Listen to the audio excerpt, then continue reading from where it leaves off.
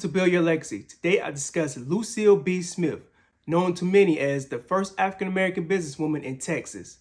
At the height of her career, she was one of the biggest names in her field.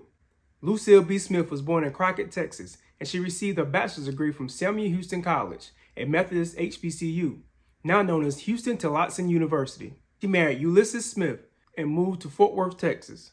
Lucille sold, and the two of them started a catering company.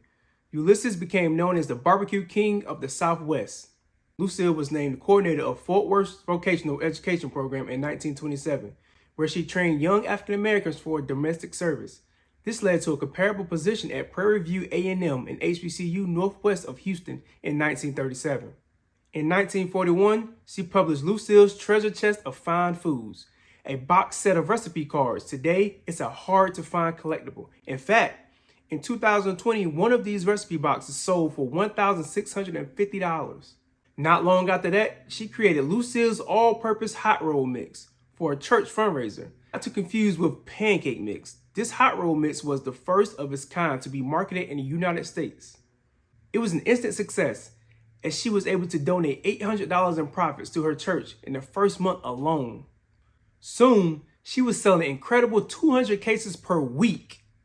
From a general store across the street from her husband's barbecue restaurant, she would become the Fort Worth Chamber of Commerce's first African-American woman.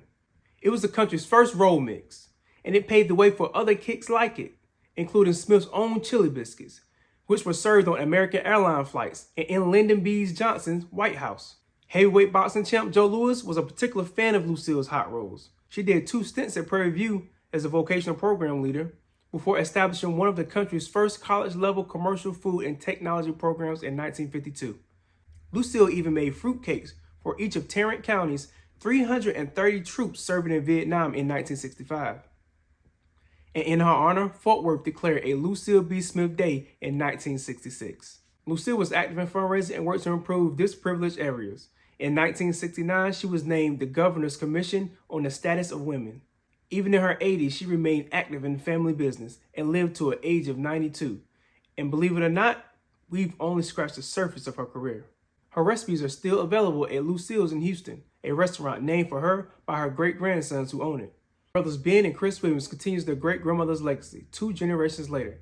In 2012, Ben and Chris opened Lucille's, a charming southern restaurant in Houston's Museum District, where Chris is still owner and executive chef, while paying homage to his great-grandmother by offering dishes such as her famed chili biscuits. If you would like to know more about Lucille B. Smith's career, you can look in the description and there is links for you to click on to check the facts and to learn more about